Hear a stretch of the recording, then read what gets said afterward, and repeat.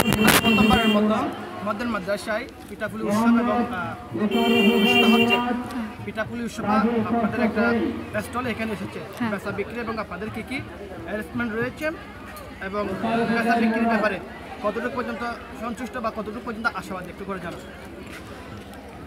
নাম বলবা, স্টলের নাম বলবা। আসসালামু আলাইকুম, শোনা যাচ্ছে?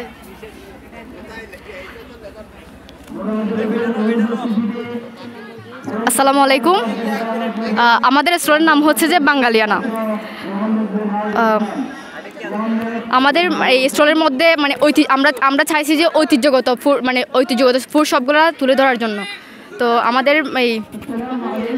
আমাদের রেসিপিগুলোর নাম হচ্ছে যে কামরাঙ্গা, তারপর হচ্ছে নারকেল ফুলি, তারপর হচ্ছে কুচি ফুলি, তারপর দুধ চিতই, ডিম পিঠা, মধু ফুলি, তারপর নারকেল পিঠা, তারপর হচ্ছে পাটিসাপটা, আরও হরেক রকমের আমরা রেসিপি করছি। তারপর হচ্ছে যে আমাদের বিক্রির ব্যাপারে এখনও তেমন একটা হয় নাই, আমাদের এখনও শুরু হয়েছে। আশাবাদী হয়তো বিক্রি হতে পারে ইনশাল্লাহ। তো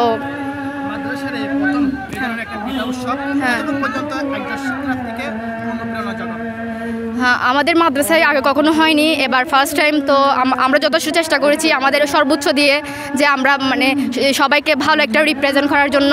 তো প্রথমবারের মতো চেষ্টা করেছি। এখন হ্যাঁ, তা এখন দর্শকরা যদি যেভাবে করে আর কি। বিশেষ করে আপনাদের ক্লাসের এবং আপনাদের স্কুলের নাম এবং সামনের বছর এই ধরনের আয়োজন আরও হোক কিনা।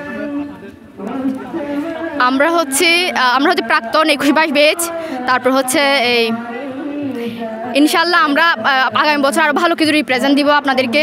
হয়তো এবার ফার্স্ট টাইম অনেক কিছু ত্রুটি থাকতে পারে আমাদের, হয়তো আগামী বছর আমরা আরও ভালো কিছু আপনাদেরকে রিপ্রেজেন্ট দিব ইনশাল্লাহ। আচ্ছা, ওকে, আসসালামু আলাইকুম।